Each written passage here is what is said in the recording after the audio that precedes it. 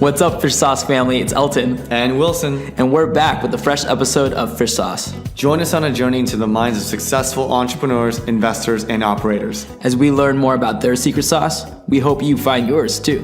The next 3 episodes are very special to us because of what's happening around the tech community. This series is focused on strong female founders and their unique perspectives in starting companies. In the first episode, we talk with Bebe Chueh, former CMO of LegalZoom and co-founder of Atrium, a new legal entity focusing on post-accelerator ventures. From her start in a traditional law firm to taking time off to kitesurf, Bebe has proven success in both work and life. What's Bebe's secret sauce? Stay tuned to find out. Bon appetit!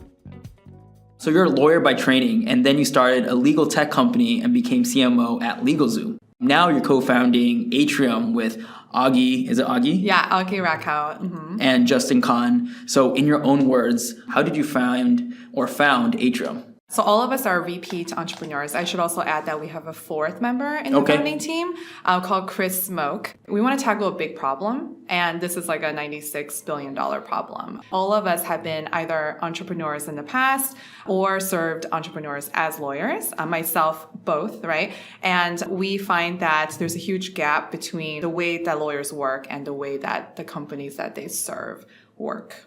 So how did you guys meet? How the 4 of you meet?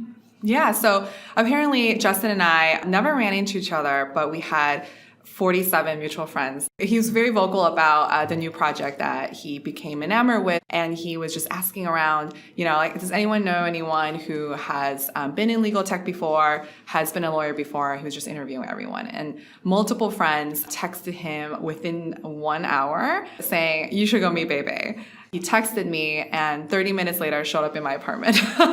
So how did you become the right fit for starting Atrium, right? So can you share a little bit more about your experience before starting Atrium? I am a lawyer through and through. I think that how I view myself is I'm a lawyer that is entrepreneurial about delivering legal services.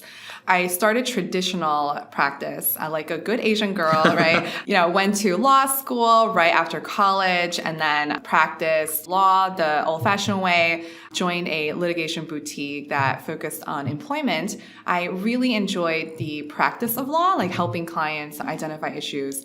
For example, one of the cases was a lesbian couple comes in and tries to challenge the Family Medical Leave Act on whether they are considered to be family. And at that time, it's very controversial, very rewarding work. However, really did not like the business of delivering law because it's based on the billable hour, which does not reward efficiency because the longer you work, the more money you make. And I made a career out of delivering legal services in alternative ways, such as like project billing and subscription services and many of the modern business models that have become very successful in marketing, in consulting, and other service areas. So Elton and I don't really have a legal background, actually at all, and we're very curious about the structure of a legal tech company. Are there more of a legal company that happens to be tech-enabled or more of a tech company that happens to disrupt legal industries? That's such a good question. Last week, I met with the CTO of One Medical, as many of us in the Bay Area knows. Her team, also Asian American CEO, right? Her team focuses on making healthcare more accessible. And we discussed this exact issue. And she's like, one of the first fundamental questions you have to answer is, are you guys people powering technology or technology powering people? The answer to this question does depend on the nature of what we're trying to disrupt, right? So we are somewhere like One Medical. It's a continuum. It's a spectrum. So we're somewhere in between where I believe the processes of onboarding customer service and document filing, that those types of things are technology first, but then the actual expertise is human first, because like medical, some of the more sophisticated knowledge just cannot be replaced with technology yet. To contrast that with something like Uber, which is clearly people powering technology in that, in the near future, we have driverless cars and we may not even need people in that whole equation. So I would say there's a continuum. So when services are more or less replaceable by machine 100%, then it's going to be more just technology focused. And when the expertise is way more custom, way more specialized, then it's going to be more human based. Can you explain more of what Atrium does? Yeah, so Atrium serves companies as their corporate counsel. We specialize, however, in venture law and high growth startups. So the other well-known law firms in our space would be Gunderson, Wilson Sonsini, Fenwick, those types of companies that serve both like YC companies as well as enterprises like Google, Facebook, etc. But specifically focus on venture and high growth companies, right? Yes. And is that correct. a big assumption that, it's going to continue to have a lot of these companies in the future? Or, maybe companies are going to be fewer startups in the future and there's not as much business in this industry. How do you think about, I guess, the trends that drive the founding of this company? Yeah, actually, if you look at Mattermark infographics, Series A's have been increasing over the last 10 years, year by year. So we've seen more and more accelerators come about. I think WeWork, this beautiful space that we sit in, is also a testament to the fact that this is a growing trend and not a shrinking trend. And, we see companies everywhere, and all of these companies have the potential to become a very successful high growth company. So can you share with us where you grew up, what is your ethnic background, and how did that play a role in terms of who you are today? Yeah, so first of all, my name is Bebe, and it's so funny because someone else was like, hey, the other day, they're like, hey, what's your Chinese name? I'm like, no, I didn't just pick a American name to convert to. Like, this would not be it. It's not like my parents were watching South Park and they're like, maybe she should just be named Bebe because it's funny, right? But it's actually a Chinese name, and it's like a pet name, actually. So I was born in Shanghai, actually, to parents that are both computer engineers.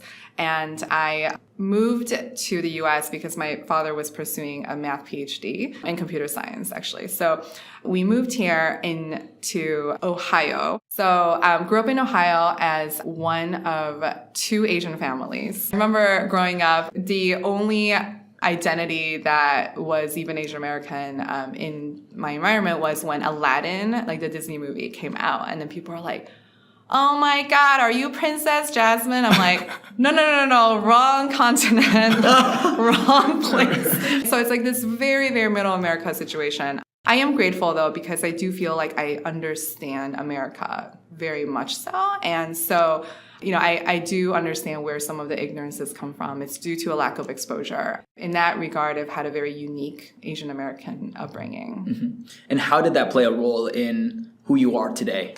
The way I view myself because of that whole experience is that I certainly faced certain, like I mentioned, ignorant assumptions that people had just because they've never been exposed to Asians before, right? Like I recall I was walking home from school one day and the soccer mom just stopped in the middle of the road and she was like, honey, are you an exchange student from Japan? Like, do you speak English? Can I give you a ride home? It's that kind of thing. But she was so nice and well-motivated. So it wasn't like, discrimination in the way that we think of, right? So I have a very unique understanding of it. Like, I don't attribute all misunderstandings to a sense of racism. So I've grown accustomed to explaining our culture in a way that is introductory to people that don't know anything about it. Do you feel like you grew up more with Asian American roots and upbringings because you did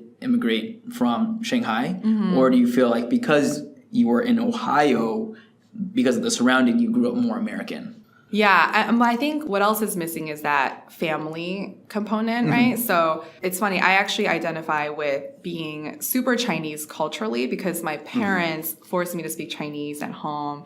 When I respond in English, they're like, I don't understand, right? Or like, they're like, 听不懂. Yeah. Can you read and write? Yes, I can read and write everything. So it's because of them, and I'm really grateful for that. On the other hand, culturally, I'm very American. I mean, like, from a personality perspective, I'm outspoken, I'm very American in that way. So I actually identify with being polar American and polar Chinese, and the middle ground of what it must have been like to grow up in somewhere like the Bay Area, where there's actually like an Asian American culture is a little foreign to me. How about professionally? How has that affected your career decisions? For example, we know that Asian parents love doctors, love lawyers, but at the same time, you pursued law, but now you're pursuing entrepreneurship and tech. Yeah. So, Absolutely went into law because of my parents.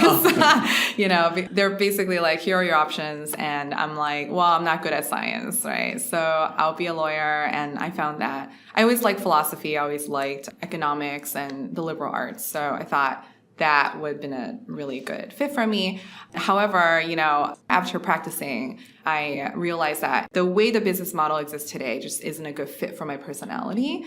And what we use in the startup world is pivoted my career into doing it in a way that fits me and that I really enjoy. and how did your parents react to it when you made that pivot? Oh, yes. It was like a long journey of trust establishment.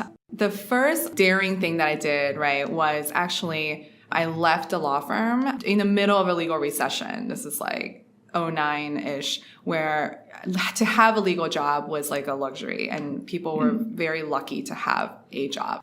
In fact, like the firm was getting, letters from law students that were graduating saying like, I will pay you to have the internship. I, at that time, decided that it would be really fun to write a book about lawyers in modern China, because that's a topic that was previously unexplored. So I quit my job randomly, right? And told my parents, hey, listen, like I need to write this book. It's really important to me. And they're like, excuse me?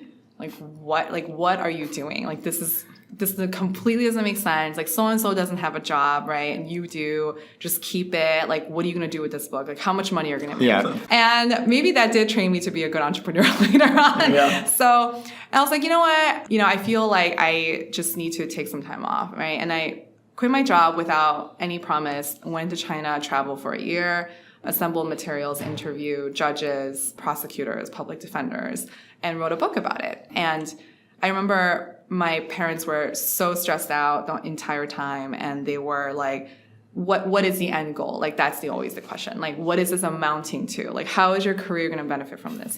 Who's going to publish this? And these are questions that I didn't have an answer for whatsoever. What's so funny? My dad said the same exact thing when we were starting the podcast. That's the first question was, how much money you're going to make? What are you going to do with it? And what's the point of this? Yeah, exactly. What is the point, right? And I'm like, you know what? I think the point is I just want to do it. Like, it's just, there's no, I don't know what to tell you, right? But it did push me, I will say, to find a way to make it also economic and valuable to society. Because I do think it's important to be able to make the business work too, right? Like ideas sometimes can't exist always and sustain itself without the practical implications. So did you publish the book? Yeah, so then I ended up publishing the book to a New York academic press, right? And now it's in every law library in the world, I'm happy to say. So, what's the easiest way to get a hold of it to check it out if the listeners are curious? You can check it out on WorldCat, which is like the International Library of Research. It's also on Amazon. It's called Lawyers in Modern China. So this is the biggest victory. I gave it to my dad for Christmas, right? He's been yelling at me for months, and I'm like,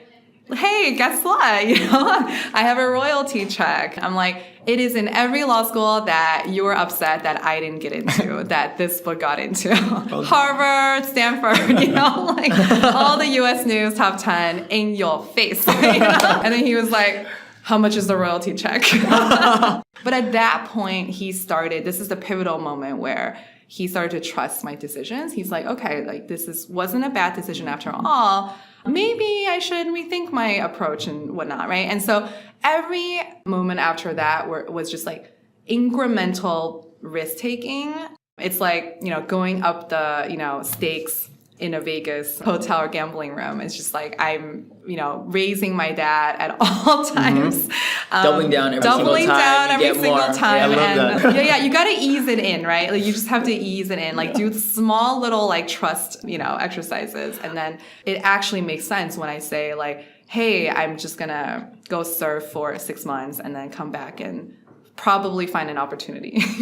Yeah, I love the analogy, and I think it's gonna stick in my mind and our minds going forward, like kind of raising on your dad in terms of betting. But tangibly, what kind of advice would you give our listeners who are in those positions where they have a side hustle or they want to take that leap of faith and they're trying to do something that's kind of risky? Yeah, well, I think we just addressed the parental piece, and that's that depends on whether your relationship with your parents is important to you. For me, it was. So I took it easy, right? Like I incrementally try to gain their trust, which may not be everyone's prerogative.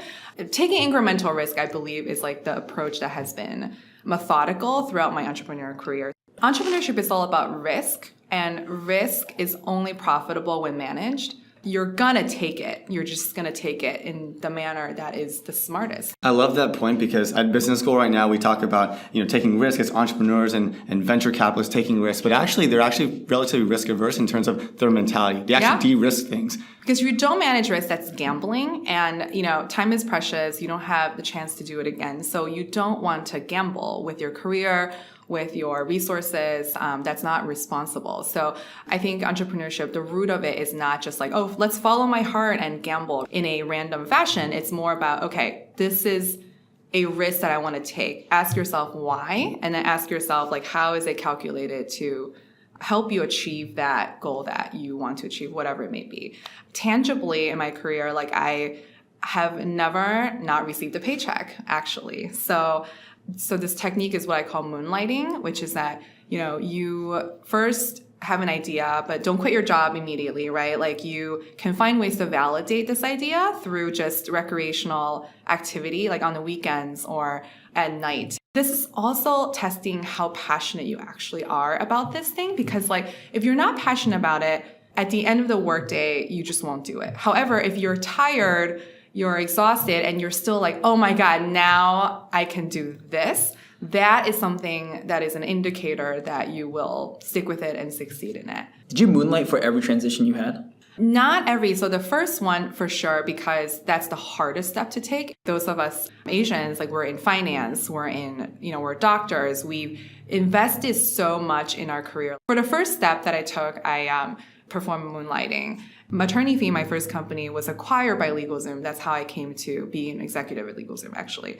Worked there for 2 years, finished my, what we call a earn-out agreement as a part of the acquisition agreement, right? So finished that, but I negotiated to sort of like be on payroll, right? And I gave myself sort of I'm like, you know what? I need 4 to 6 months to figure out my next steps, and in those 4 to 6 months, I need to first relax, right? Get paid, and then to go sailing around the world a little bit, which I did. And then I went surfing a little bit. And then sure enough, I came back. I met Justin at just as my last paycheck was hitting the bank. And then I, got a first Atrium paycheck. So last month. So it's been, it bridged it. I met my no gap in paycheck rule. Congrats. Yeah. Awesome. We talked a lot about being Asian American throughout the whole conversation, but how does being female specifically affected your whole experience? Yeah, I'm certainly also in a male-dominant industry of legal, so I have to say that I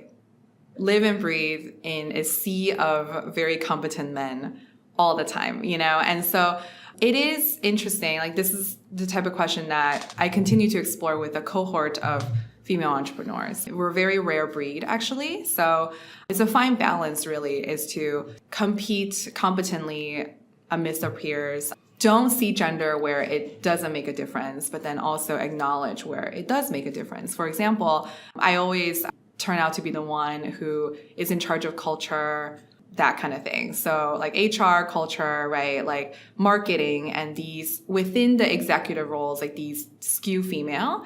And one can see that as like, oh, this is like gender discrimination, but I don't see it that way. I actually think that these are unique areas that women can offer a lot of value for, especially as an Asian woman, right? To be like very in tune with how people are reacting, how people are feeling around you, taking the temperature of how stressed your people around you are.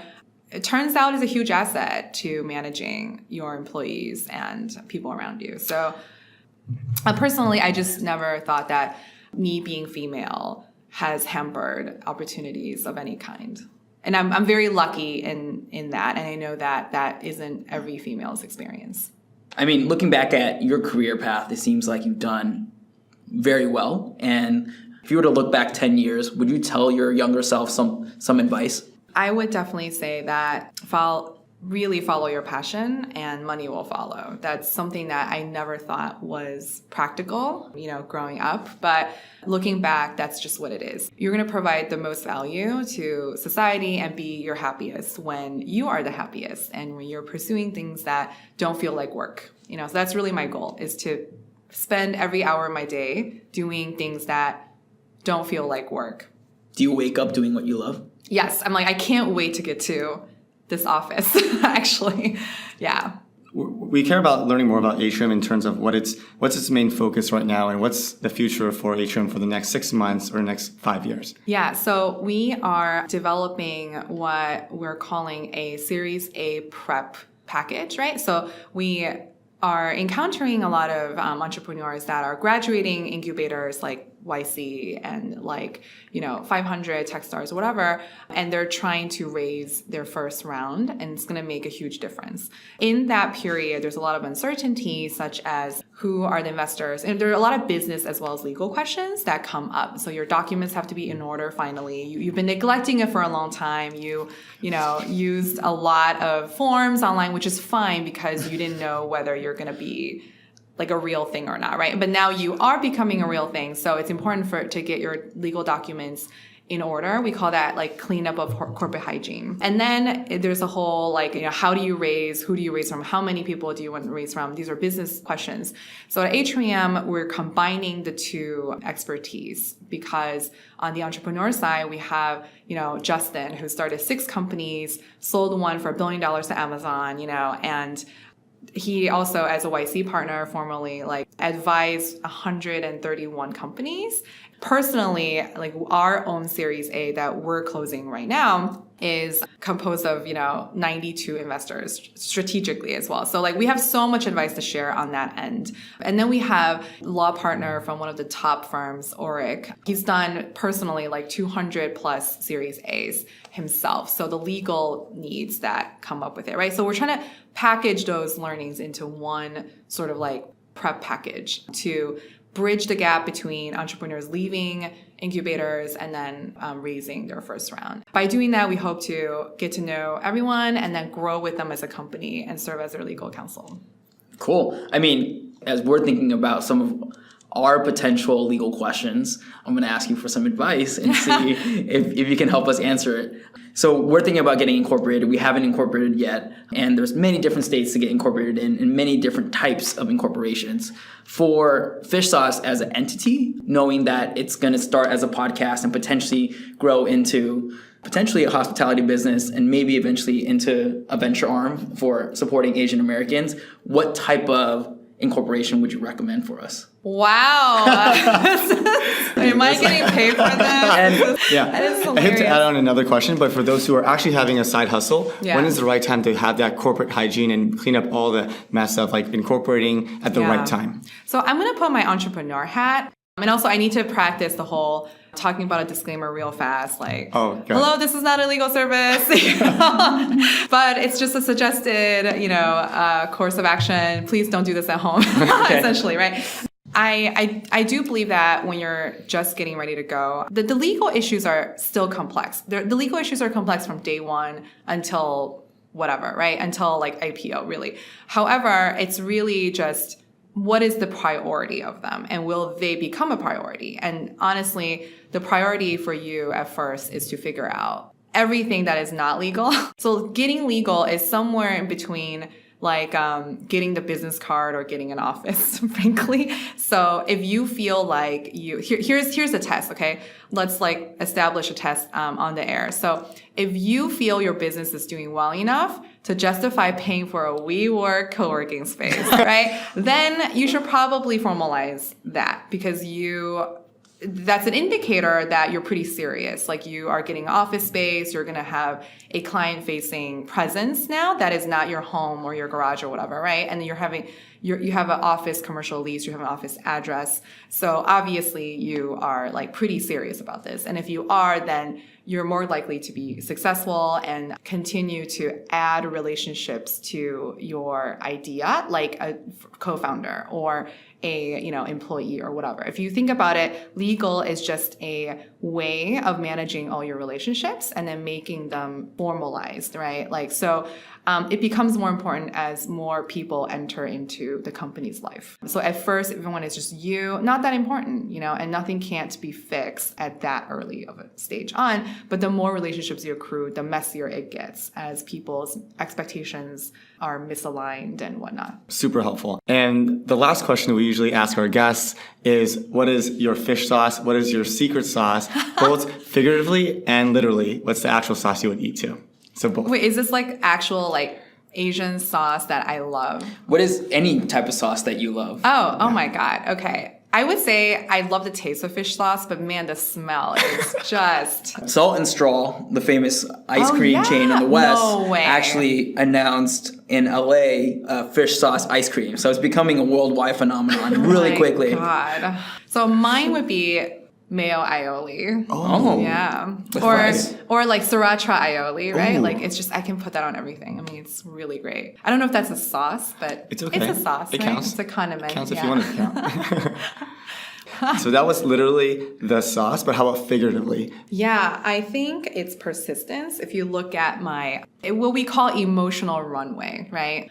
I don't think that people ever fail because of funding and whatnot. That's my personal opinion. But I think that it's the emotional reaction to those events that can cause you to feel depleted and then to fold, right? So keeping up that emotional health and, positive attitude and just like extending your emotional runway as bad things happen and good things happen is just incredibly important to an entrepreneur's life. Thanks for listening to this episode of Fish Sauce. If you'd like to hear more about Bebe, follow her on Twitter at Bebe Chueh. For a behind-the-scenes look and special surprises, like us on Facebook, follow us on Twitter, Instagram, and join our email newsletter on our website. If this episode resonated with you, please leave a review on iTunes. More importantly, please share this episode with one of your friends. Finally, shout out to our editor, Christian Edwards, for making us sound better than we actually are in every single episode of Fish Sauce. What's your secret sauce?